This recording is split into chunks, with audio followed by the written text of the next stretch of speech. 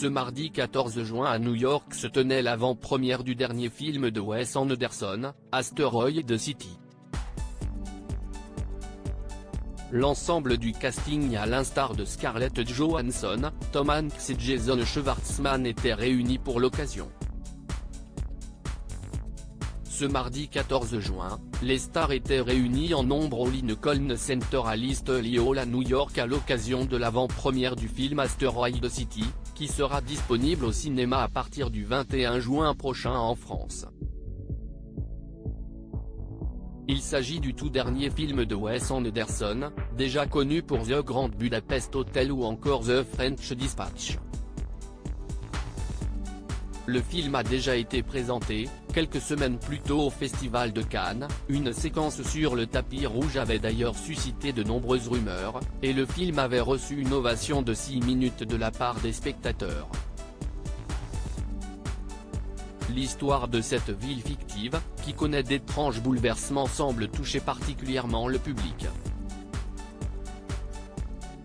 Ce mardi soir, tout le casting du film était de nouveau réuni pour défendre l'œuvre de Wes Anderson.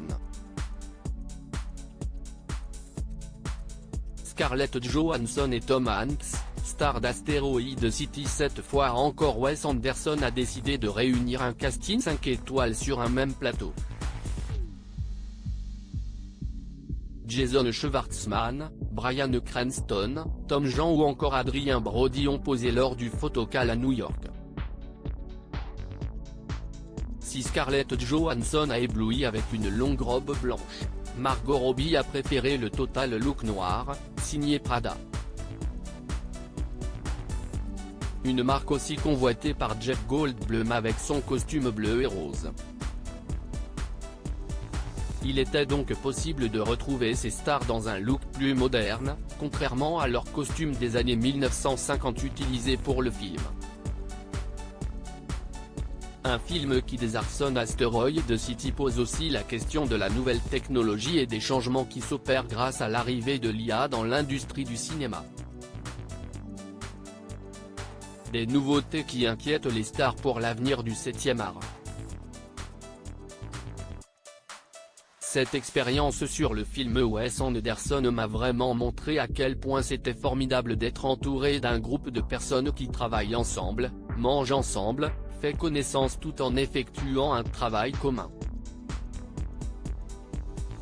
Maintenant, les intelligences artificielles représentent une menace pour ces interactions sociales. Or, elles sont souvent à l'origine d'idées créatives, a expliqué Bryan Cranston à nos confrères de Variety. Moins on inclut de personnes dans un projet, moins il devient humain. C'est tout de suite moins intéressant.